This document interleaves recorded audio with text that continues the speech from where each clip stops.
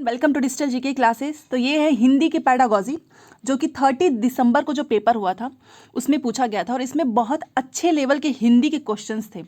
इसलिए ये आपको करना होगा क्योंकि अगर आपने इसको छोड़ दिया तो मे बी अगर एग्जाम में ऐसा क्वेश्चंस आए तो आप नहीं कर पाएंगे, क्योंकि ये पैडागॉजी जो है आपको बहुत अच्छे लेवल पे देखने को मिलेगा। आप मुझे बताना कि 15 में से आपके कितने स्कोर आए हैं और क्या आप अच्छे से पढ़ाई कर रहे हो और डेली प्रैक्टिस करते हो या नहीं। प्लीज़ मुझे कमेंट करना, मैं हर एक का मैसेज पढ़ती हूँ। तो चलिए स्टार्ट करते हैं। और जो लोग नए आए हैं तो प्लीज़ चैनल को सब्सक्राइब जरूर करें, जिससे कि आपको हर एक क्लास कोई भी स्ट्रैटेजी हो, यहाँ पर मैं क्लासेस कराती हूँ हर एक सब्जेक्ट्स के, प्लस स्ट्रैटेजी भी देती हूँ। टेलीग्राम पे भी बहुत सारी क्विजेज देती हूँ, तो आपका ही फायदा होगा सीटेट को क्लियर करने में। तो चलिए देखते हैं। देखिए यहाँ पर पहला क्वेश्चन है कि निम्नलिखित में से कौन सा क्रैशन के नेचुरल ऑर्डर हाइपोथेसिस का वर्णन करता है। देखिए स्टीफन जो क्रैशन है इससे क्वेश्चन आता है और किसी किसी शिफ्ट में अभी तक जितने हुए हैं एक भी नहीं पूछा गया है और किसी किसी शिफ्ट में पूछा गया था 1 या 2 नंबर का। तो 1 या 2 नंबर का ही जो है पूछता है, तो क्या आपको इसको अलग से पढ़ने की अभी ज़रूरत नहीं है अगर आपने कुछ नहीं पढ़ा है तो, क्योंकि क्वेश्चन से ही आप जो है बहुत कुछ सीख सकते हैं। तो स्टीफन क्रैशन का क्या था, इनका एक था नेचुरल ऑर्डर हाइपोथेसिस जो कि इन्होंने दिया था। इसमें क्या चीज़ें इन्होंने बताई है, देखिए इन्होंने जो चीज़ें बताई है वो मैं आपको बता देती हूँ। इन्होंने बोला था कि भाषाओं के जो अंश होते हैं, जो उनके पार्ट्स होते हैं, अनुमान लगाने मतलब आप जो है गैस करने योग्य क्रम में अर्जित किए जाते हैं। इन्होंने 2-3 बातें चीज़ें बताई हैं कि मान लीजिए अगर अपने आप घर में हो, मदर टंग हो गया, आपको क्या करना पड़ता है, क्या उसके लिए आपको सीखना पड़ता है? नहीं, आप उसे क्या कर लेते हो, एक्वायर कर लेते हो। एक्वायर का मतलब क्या होता है, अर्जित कर लेते हैं। अगर आपका जो है आस पड़ोस में जो कुछ लैंग्वेज होंगी, जो रीजनल लैंग्वेज होती है, उसको भी आप क्या करते हो, साथ में वहाँ पे रहते हो तो सीख लेते हो, अर्जित कर लेते हो। बट अगर आपको कोई दूसरा लैंग्वेज सीखना है, सपोज अगर आप चाहते हैं मराठी सीखना चाहते हैं और आपके आसपास में वैसा कोई ऐसा माहौल नहीं है, आप इंग्लिश सीखना चाहते हैं, इंग्लिश का एग्जाम्पल ले लेते हैं, तो आपको क्या करना पड़ेगा, इसके लिए लर्निंग करनी पड़ेगी। बिना सीखे, बिना किसी टीचर के, बिना किसी गाइड के आप इंग्लिश नहीं सीख सकते हैं। आपको वैसा एनवायरमेंट देना पड़ेगा जो कि आप हमारे मदर टंग हो गया, हम आप जो हैं जो लैंग्वेज अभी हिंदी हम बोल रहे हैं, क्या इसके लिए आपने कोई अलग से क्लास ली है? बिल्कुल भी नहीं। ये आपने क्या किया है, जन्मजात इसको एक्वायर किया है क्योंकि वैसा माहौल था। So option number 1 is right. और जो चीज़ें मैंने अभी बताई हैं वो भी पूछा हुआ है कि हिंदी हो गया या फिर आप जो है आपकी मदर टंग है, आपकी रीजनल लैंग्वेज है, उसको आप अर्जित करते हैं, मतलब एक्वायर करते हैं। प्लस अगर आप कोई लैंग्वेज सीखना चाहते हैं, कोई टारगेट लैंग्वेज है, कोई भी लैंग्वेज, उसके लिए आपको लर्निंग करनी पड़ेगी, मतलब वो अधिगम से ही आप सीख सकते हैं। तो याद रखना ऑप्शन नंबर 1 इज़ राइट। इन्होंने बोला था नेचुरल ऑर्डर हाइपोथेसिस का ये जो इसका मतलब होता है कि भाषाओं के अंश जो हैं अनुमान लगाने योग्य जो है वो क्रम में अर्जित किए जाते हैं। अगला क्वेश्चन है हमारा 37। ये देखिए, भाषा सामग्रियों के शिक्षण के प्रस्तुतिकरण के लिए कार्यविधिक योजना को क्या कहा जाता है। मतलब लैंग्वेज जो मेथड अगर आप पढ़ा रहे हो कोई भी क्लास में, कोई भी लैंग्वेज में हम TLM यूज करते हैं, तो उसके प्रस्तुतिकरण के लिए मतलब वो चीज़ आपको इंट्रोड्यूस करना है, तो आप कौन सी योजना, जो भी आप योजना बनाओगे कार्यविधिक योजना, उसको क्या कहा जाता है? सिंपल उसको विधि कहते हैं। वो तकनीक नहीं है, ना ही कोई शिक्षण शास्त्र है, ना ही कोई उपागम है। क्योंकि अगर आप क्लास में कोई भी चीज़ ऐसे विधि से सिखाना, भाषा सामग्रियों के शिक्षण को प्रस्तुत कर रहे हो, उसके लिए आपने एक कार्यविधिक योजना बनाई है, तो उस प्रोसेस को क्या कहते हैं, विधि कहते हैं। और ये जो है ऑप्शन नंबर 2 राइट है। इसमें से आपको थोड़ा सा कन्फ्यूज़ होगा, मैंने पहले ही बोला है, क्योंकि ये जो 30 दिसंबर का पेपर था उसमें बहुत अच्छे टाइप्स के क्वेश्चन थे कंपेयर टू ऑल शिफ्ट। ये है हमारा अगला क्वेश्चन, व्याकरण अनुवाद विधि को किस रूप में जाना जाता है। जो हमारा ग्रामर पोर्शन है आप उसको किस रूप में जानते हो? क्या वो उपागम है, रचनात्मक विधि है? रचनात्मक तो नहीं होगा, क्योंकि रचनात्मक में आपको कोई भी चीज़ ऐसे रटना नहीं, याद नहीं करना, वो आप खेल खेल में भी सीख लेते हैं। आलोचनात्मक मतलब जहाँ पर क्रिटिकल थिंकिंग आपको लगानी पड़ रही है, ये भी नहीं, और ना ही ये कोई उपागम है। याद रखना शास्त्रीय विधि है। पेडागॉजी आप ऐसे ही करेंगे, प्रैक्टिस करने से ही आपको अच्छे से समझ में आएगा। तो व्याकरण अनुवाद विधि को किस रूप में जाना जाता है, तो वो कहते हैं उसको शास्त्रीय विधि। अभी हमारा अगला क्वेश्चन है, किस विधि में मातृभाषा का प्रयोग बिल्कुल भी नहीं किया जाता है। आपका जो मदर टंग है आप उसका यूज बिल्कुल भी नहीं करते हो, इन चारों में से ऐसा कौन सा है? तो चलिए देखते हैं। एक तो ग्रहणशील विधि है, ऑफ कोर्स आप इसमें करते हो। ग्रहणशील का मतलब क्या करो, अगर आप कोई भी चीज़ सीख रहे हो, ग्रहण कर रहे हो, तो पहले आपको अपनी मदर टंग में ही तो आप सीखते हैं। जैसे हम आप सब लोग क्या है, हिंदी अगर हम लोग बोल रहे हैं तो कोई भी चीज़ आप में से बहुत से लोग बोलते हैं कि इसको हिंदी में समझाइए। क्यों? क्योंकि आप उसको हिंदी में समझोगे। इंग्लिश वाला जो बच्चा है उसको हिंदी में दिक्कत आएगी, और जो मराठी, उर्दू, तो वो अपने अपने लैंग्वेज में कंफर्टेबल होते हैं क्योंकि उन्होंने स्टार्टिंग से वही चीज़ उसी एनवायरनमेंट में सीखा है। तो ग्रहणशील मतलब आप ग्रहण कर लोगे। मातृभाषा का यहाँ पर यूज़ है, बिना मातृभाषा के आप उस चीज़ को ग्रहण नहीं कर सकते हैं। गतिविधि आधारित अधिगम विधि, इसमें भी करेंगे। जो कोई एक्टिविटी आप करा रहे हो और उससे आपको अधिगम भी सिखाना है, मतलब बच्चों को लर्निंग भी करानी है, तो उसमें भी मातृभाषा का प्रयोग होता है। अनुवाद विधि में यस ऑफ कोर्स होगा। कोई चीज़ लिखी है तो आप उसको क्या करोगे, अगर उस बच्चे को नहीं समझ में आ रहा है तो बच्चे को आप क्या करोगे, उसी के भाषा में आप उसको सिखा दोगे, उसी के मदर टंग में। तो यहाँ पर भी तो हो ही रहा है मातृभाषा का। बट ये जो प्रत्यक्ष विधि है ना, इसमें मातृभाषा का प्रयोग बिल्कुल भी नहीं किया जाता है। प्रत्यक्ष विधि का मतलब जो चीज़ें एकदम डायरेक्ट हो, सामने हो, उसमें आपको कोई अनुवाद नहीं करना है, ना ही कोई उसमें बच्चे को उनके टारगेट जो उनका लैंग्वेज है उसके बेस पे आप सिखा रहे हो, तो इसमें मातृभाषा का प्रयोग नहीं होता है। Option number 1 is right. और देख रहे होंगे आप बहुत अच्छे क्वेश्चंस हैं। अब ये है हमारा 140। बारीकी से पठन का उदाहरण कौन सा है? अब बारीकी से मतलब क्या होता है? बारीकी से मतलब यहाँ पर मान लीजिए यहाँ पर बहुत सारे टेक्स्ट लिखे हैं, आप उसको बहुत ध्यान से बारीकी से पढ़ रहे हो, किस लिए पढ़ रहे हो यही बताना है। तो देखते हैं, पुस्तक के किसी अध्याय में मुख्य विचार को जानने के लिए पठन, कि आपको कुछ मुख्य विचार जानना है। किसी फिल्म का सारांश लिखना है, इस वजह से आप बारीकी से पढ़ रहे हो। किसी विज्ञान परक लेख का सारांश लिखना, मतलब विज्ञान से रिलेटेड है। या फिर अपने सेल फोन में अपने प्रिय मित्र का फ़ोन नंबर देखना। अब आप में से देखो जैसे कल भी मैंने क्वेश्चंस कराया था, अब ये क्वेश्चन क्या पूछा है, आप में से बहुत से लोग तो समझ गए होंगे, कुछ लोगों को कन्फ्यूजन होगा।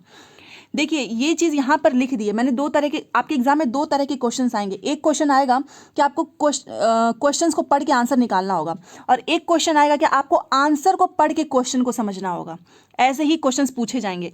यहाँ पर देखिए, पहले हमने पढ़ा कि बारीकी से पठन का उदाहरण, तो हमारे मन में यही आया होगा कि कुछ चीज़ हमको फाइंड करनी होगी, मतलब कुछ ध्यान से उसमें से निकालना होगा।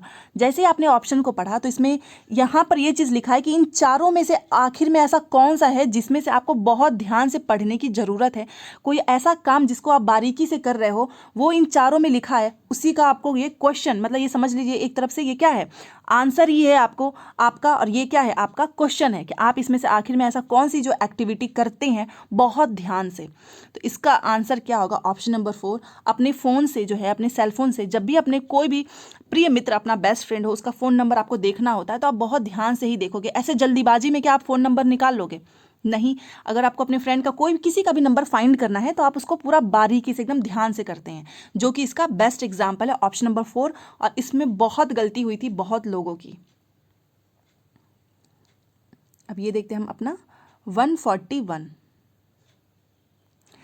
तो देखते हैं, ये देखिए, बच्चे किसी भी भाषा में जो भी सुनते हैं, कुछ भी वो किसी भी लैंग्वेज में सुन रहे हैं, वह उनकी शब्द संपदा को प्रभावित कर सकता है। यस, जो उनकी खुद की जो शब्द संपदा है, वोकैबलरी है, वो उसको इफेक्ट कर सकती है। यह किस सिद्धांत पर आधारित है? ये सिद्धांत पूछ रहा है किस पे ये आधारित है कि बच्चा अगर कुछ भी सुनता है, आपने देखा होगा कि अगर बच्चा कुछ देख रहा है तो वो वैसा ही काम करने लगता है। जैसे कि पहले आता था शक्तिमान जूनियर जी, तो बच्चे क्या करते थे, वही देख के घर पे एक्टिंग करते थे। वैसे ही अगर बच्चा कुछ सुनता है तो आपने देखा होगा कई बार बच्चा उसको अपने लैंग्वेज में बोलने की कोशिश करता है। मतलब हर हाल में बच्चा जो सुनता है, देखता है, वही वो सुनता सीखता भी है। आपने नोटिस किया होगा अपने घर में। तो वही सिंपल सा पूछा है। तो पहला है कि बच्चे वही सीखते हैं जो वे सबसे अधिक सुनते हैं। यस ऑफ कोर्स ये राइट है, क्योंकि जो भी बच्चा अगर कुछ देख रहा है, सुन रहा है, तो वहाँ से बच्चा बहुत सीखता है। क्यों? क्योंकि उसके सेंसेस इन्वॉल्व हैं, उसकी इंद्रियाँ जो हैं वो सबसे ज़्यादा एक्टिव रहती हैं। ये देखिए, बच्चे अपनी रुचियों के अनुसार सीखते हैं। अब यहाँ पर क्या करना है, ऑप्शन से आपको निकालना है। क्वेश्चन तो पूछ दिया है, बट ऑप्शन से निकालना है। बच्चे अपनी रुचियों के अनुसार सीखते हैं, ये नहीं है, क्योंकि यहाँ पर सुनने की बात पूछी है, और सुनने में ऑप्शन नंबर 1 इज़ राइट। 3 देखते हैं, बच्चे निष्क्रिय वर्ड ही गलत है। बच्चा जो है हमेशा एक्टिव होता है, सक्रिय होता है, और यहाँ पर निष्क्रिय लिख दिया है, इसलिए गलत हो गया। गतिविधियों की अपेक्षा अंतःक्रियात्मक गतिविधियों के माध्यम से अधिक सीखते हैं।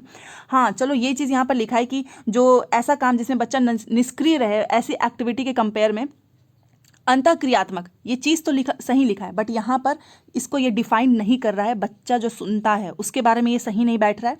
बच्चे अर्थपूर्ण संदर्भों में सबसे अच्छी तरह से सीखते हैं। यस ऑफ कोर्स ये भी राइट है, बट हमारा क्वेश्चन क्या पूछा है, यही होता है सीटेड में चारों के चारों ऑप्शंस हमें एकदम बेस्ट लगता है, बट हमारी गलती किस में होती है कि क्वेश्चन क्या पूछा है उसके संदर्भ में आंसर देना है। और क्वेश्चन में सीधे पूछ लिया है कि बच्चे किसी भी भाषा में जो सुनते हैं वो उनको इफेक्ट करता है। क्यों? क्योंकि बच्चे वही सीखते हैं जो वे सबसे अधिक सुनते हैं। So option number 1 is right. 141 भी हो गया। अब ये देखें, कौन से उपागम के अंतर्गत सावधानी पूर्वक चयनित और स्तरवार सामग्रियों का इस्तेमाल किया जाता है। एक्चुअली जो 30 दिसंबर का जो पेपर आया था उसके जो लैंग्वेज थे ना वो काफ़ी टफ था। बहुत से बच्चे का जो उस टाइम पे पेपर था 30 दिसंबर वाले में, उनके बहुत नंबर जो हैं गलत हो गए क्योंकि वो क्वेश्चंस को नहीं समझ पाए। आपके पास बहुत अच्छा मौका है कि आपको ऑनलाइन सारे पेपर प्रैक्टिस करने के लिए समय है आपके पास। इसमें से बताइए ऐसा कौन सा उपागम है जिसके अंदर जो है सावधानीपूर्वक चयनित, मतलब आप जो है चूज़ कर सकें बहुत ही केयरफुली, और स्तरवार मतलब स्तरवार जो है सामग्रियों का इस्तेमाल किया जाता है। इन चारों में से बताइए कौन सा है ऐसा ऑप्शन। तो वो आप सभी को पता होगा, संरचनात्मक उपागम जो कंस्ट्रक्टिविस्ट होता है उसमें आपको बहुत सावधानी पूर्वक जो है चयन करना होता है और स्तरवार सामग्रियों का इस्तेमाल करना होता है। क्यों? क्योंकि बच्चा इसमें सबसे ज़्यादा एक्टिव होता है, बहुत कुछ सीखता है। संप्रेषणात्मक मतलब कम्युनिकेशन होता है, ये नहीं होगा।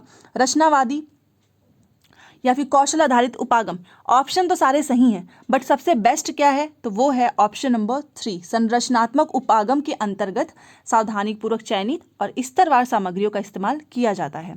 So option number 3 is right. तो चलिए 143 नंबर का क्वेश्चन करते हैं। आकलन के उपकरण की समरूपता का स्तर, और जब इस आकलन उपकरण का उन्हीं व्यक्तियों या उसी समूह के साथ पुनः इस्तेमाल किया जाए और उससे प्राप्त परिणामों का स्तर, इसे क्या कहा जाएगा। देखिए इसे बोलते हैं विश्वसनीयता। विश्वसनीयता का मतलब क्या होता है कि कोई मान लीजिए आपका टेस्ट हुआ, ठीक है, मैंने आप ही का टेस्ट लिया और आप उसमें क्या हुए, उसमें आपके 15 नंबर आए। फिर मैंने अगर आप उसी जो भी मैंने अपना असेसमेंट टूल्स जो भी यूज किया हो, यहाँ पर असेसमेंट टूल्स की बात हो रही है, मैंने एक असेसमेंट टूल्स के थ्रू आपका टेस्ट लिया, आपके 15 नंबर आए। फिर मैंने क्या किया, वही अपना असेसमेंट टूल्स का यूज़ जो है जितने बच्चों का मैंने टेस्ट लिया है आप में से, उन्हीं बच्चों पर दोबारा से जो है ट्राई किया, या फिर उन्हीं बच्चों के ग्रुप्स पे, तो क्या होता है उसी तरह का परिणाम हमको दोबारा से मिलता है और मैंने वो पुनः इस्तेमाल किया है। तो जब भी ऐसा कुछ होता है कि आप कोई टेस्ट जो है एक बार करवाते हो, दोबारा से अगर आपने वैसा टेस्ट लिया, कंडक्ट किया उन्हीं बच्चों पे, उन्हीं ग्रुप्स पे, और आपको वैसा ही परिणाम मिलता है कि आपके नंबर जो है मान लीजिए 15 थे, फिर दोबारा से मैंने लिया तो 15 ही आए, तो इसे क्या बोलते हैं, इसे बोलते हैं विश्वसनीयता। समझ गए होंगे आप एग्जाम्पल से। तो यही चीज़ इसमें पूछा था, विश्वसनीयता, कि आपका जो असेसमेंट का टूल्स है उसका जो समरूपता का स्तर भी मैंने उतना ही रखा है जितना मुझे लेवल रखना था, और उसका यूज मैंने किस पर किया है, आप में से कुछ लोगों पर किया है, या फिर आप में से कुछ लोगों के जो ग्रुप्स मैंने बना दिए हैं उसमें मैंने किया, पुनः इस्तेमाल किया है मैंने उस टूल्स का, दोबारा से मतलब यूज किया है, तो उससे जो भी प्राप्त परिणाम होंगे उसे क्या कहते हैं, विश्वसनीयता। समझ गए होंगे आप। Option number 1। नेक्स्ट क्वेश्चन है 144। उपचारात्मक अध्यापन क्या है। देखिए उपचारात्मक का मतलब मैंने बताया, उपचार का मतलब क्या होता है आप खुद सोचो। अगर आप बीमार हैं तो डॉक्टर क्या करता है, उपचार करता है, आपको बताता है कि आपको बुखार फीवर है, आपको जुकाम है, उसके लिए दवाइयाँ देता है, उपचार हो जाता है, आप ठीक हो जाते हैं। सेम ऐसे ही एज इट इज़ हम बच्चों के साथ भी करते हैं। बच्चे को मैथ में नहीं समझ में आ रहा है, उसको सम्स में दिक्कत आ रही है, तो हम क्या करेंगे, रेमेडियल करेंगे, मतलब उपचार, देखेंगे कि बच्चा गलती कहाँ पर कर रहा है और फिर उसको क्या करेंगे, उपाय बताएंगे कि ठीक ऐसे करो, एक्टिविटी सिखाएंगे, कोई भी ट्रिक्स देंगे, उसे ही बोलते हैं उपचारात्मक अध्यापन। तो ये क्या होता है, ये होता है निदानात्मक परीक्षण के बाद दिया जाता है। निदानात्मक परीक्षण क्या होता है, डायग्नोस्टिक, मैंने इसको डिटेल में पढ़ाया है। डायग्नोस्टिक में आपको पता चलता है कि बच्चे की गलतियाँ क्या हैं, और जब आपको गलती बच्चे का पता चल जाएगा तो आप क्या करोगे, उसका उपचार कर दोगे। तो समझ गए होंगे आप। ऑप्शन नंबर 4 ये नहीं है, सूक्ष्म शिक्षण के बाद दिया जाता है, गलत लिखा है। परीक्षा में अधिक अंक लाने के बाद दिया जाता है, प्रतियोगी परीक्षाओं के बाद दिया जाता है, बिल्कुल भी नहीं। ये हमेशा जो है डायग्नोस्टिक जो आप मेथड होता है, जो डायग्नोस करते हो आप बच्चों का, निदानात्मक परीक्षण, उसके बाद ही हम उपचारात्मक अध्यापन कराते हैं, बच्चों को बताते हैं कि तुम्हारी ये गलतियां हैं और हम उस गलतियों को सुधारते हैं अपने टीचिंग मैथड्स में इम्प्रूव करके। So option number 4। अगले क्वेश्चन पे चलते हैं 145। तो ये देखिए इसमें है, अध्यापिका ने कक्षा को 5-5 समूह के 5-5 समूह में क्या किया उसने, ग्रुप्स में डिवाइड कर दिया और किसी एक रिपोर्ट है उसकी प्रतिलिपियां दे दी, ठीक है, मतलब उसका फोटोकॉपी इमेजेस वगैरह दे दिया उसने किसी भी एक रिपोर्ट की, और कहा कि इसे पढ़कर क्या करो, टिप्पणी लिखो, वह इसका संक्षिप्त सार लिखो, इसे पढ़ो, टिप्पणी लिखो और इस पूरे बात को क्या करो, एक छोटे से मतलब समराइज कर दो, संक्षिप्त सार में लिखो। वह किसे सम्मोहित करने का प्रयास कर रही है। टीचर ने आखिर में ऐसा क्यों किया होगा? अगर आप अपने आप को टीचर समझ लो और आप किसी बच्चे को ऐसा काम दे रहे हो कि 5-5 का ग्रुप बना दिया है आपने एक रिपोर्ट दे दी और आपने बोला कि ठीक है तुम लोग इसको अच्छे से पढ़ो और इसका संक्षिप्त सार लिख दो, मतलब इस बात में जितनी भी चीज़ें लिखी हुई हैं इसको एक समराइज कर दो, छोटे मतलब कम वर्ड्स में लिख दो। तो आप क्यों ऐसा करा रहे हो? इसके पीछे आपकी कुछ तो टेक्निक होगी ना। तो वो क्या होता है? वो होता है संज्ञानात्मक रूप से उच्च स्तरीय भाषा निपुणता, जिसे बोलते हैं कैल्प। और ये बहुत पूछता है BICS, और ये कैल्प बहुत पूछा हुआ है, हमेशा याद रखना। कैल्प का मतलब होता है कि संज्ञानात्मक रूप से आप क्या कर रहे हो, बच्चे की जो उच्च स्तरीय भाषा है उसमें उसको निपुणता मतलब प्रैक्टिस करा रहे हो। निपुणता कैसे आएगी? खुद सोचिए, एक रिपोर्ट है, बच्चा उसको पढ़ लेगा, उसको अपनी भाषा में लिखेगा, तो क्या यहाँ पर जो है उसका जो संज्ञानात्मक है, जो कॉग्निटिव रूप से जो डेवलप होगा उसकी लैंग्वेज का, उसमें वो उसको निपुणता बनाएगी। तो बार बार यही होता है कि अगर हम कोई भी चीज़ बच्चों को ऐसे पढ़ा रहे हैं और उनसे बोलें कि तुम इसको अपनी भाषा में लिखो, तो इसका मतलब ही यही होता है। So option number 2 is right, kelp. English में भी पूछता है, याद रखना। अगला क्वेश्चन ये हमारा 146, त्रुटियां किसके लिए अधिगम के क्षेत्र एवं प्रतिपुष्टि है, इन दोनों में से बताना है। अब क्वेश्चन में देखते हैं कि ये जो मिस्टेक्स हैं, जो त्रुटियां हैं, वो किसके लिए अधिगम के क्षेत्र एवं प्रतिपुष्टि हैं। प्रतिपुष्टि का मतलब फीडबैक, ठीक है। तो वो किसके लिए होती हैं? क्या वो बस शिक्षार्थियों के लिए होती हैं? और ये मैं आपको समझाना चाहूँगी कि जैसे कि मान लीजिए कोई बच्चा है, वो गलतियाँ कर रहा है, सीख नहीं पा रहा है, वो हिंदी का ही समझ लेते हैं, वो क तो बना लेता है, लेकिन जब भी आप उसको बोलते हैं कि कबूतर लिखो, तो वो कबूतर नहीं लिख पाता है, क्योंकि उसको मात्राओं का क्या है, उसको ज्ञान नहीं है, मात्राओं का ज्ञान नहीं है, तो इस वजह से वो गलती कर रहा है। तो ये क्या है? लेकिन ये इसका अधिगम का ही तो क्षेत्र है। बच्चा सीख रहा है, गलतियां कर रहा है, और उसको आप फीडबैक दोगे। फीडबैक में क्या दोगे कि देखो, मात्राएं सबसे पहले आप उसको सिखाओगे कि आप जो है इसमें बार बार गलती कर रहे हैं, आपको अक्षर तो बनाना, वर्ड बनाना आ गया है, बट आपको मात्राओं का जो है अ, आ, ई, उ, ये सारी चीज़ें उसको आप समझाओगे। तो क्या होता है? ये फीडबैक होता है। तो क्या बस ये शिक्षार्थियों के लिए होता है या फिर बस टीचर्स के लिए होता है? हमेशा याद रखना, ये दोनों के लिए होता है, क्योंकि टीचर है, चाहे मैं आपको पढ़ा रही हूँ, कोई भी टीचर आपको पढ़ाता है, वो क्या कभी गलती नहीं करते हैं? हर एक टीचर गलत करता है। कई बार ऐसा मेरे साथ भी हुआ है। बहुत से टीचर्स को आपने देखा होगा कि जब हम पढ़ाते हैं तो फ्लो में कई बार जो है आते हुए भी चीज़ें हम वहाँ पर गलत ऐसे टिक कर देते हैं। तो ये दोनों के पार्ट्स होते हैं। बच्चे भी गलती करते हैं, आप भी कई बार पढ़ते होगे, आपको क्या होता है, आते हुए भी आंसर आप गलत कर देते हो। तो इसमें दोनों होते हैं, ए और बी दोनों। अब 147, वे गतिविधियां मतलब एक्टिविटी जिनमें चलना, उछलना, तरह तरह की शारीरिक क्रियाएं करना शामिल है, मतलब फिजिकल एक्टिविटी जिसमें शामिल है, वो क्या कहलाती है? आप खुद बताओ। जिसमें आपको चलना है, आपको दौड़ना है, मतलब आपकी पूरे जो मसल्स हैं ना, बॉडी के पार्ट्स हैं, वो सब इंक्लूडेड हैं, सब जो है एक्टिव हैं। आप इनको क्या कहोगे? सिंपल शारीरिक गतिविधियां ही कहेंगे, फिजिकल एक्टिविटीज़, जिसमें हमारा चलना, उछलना, और यहाँ पर देखो लिख दिया है शारीरिक क्रियाएं लिखा है, तो ये क्या होगा? शारीरिक गतिविधियां हैं। Option number 2 is right. और ये हमारा 148,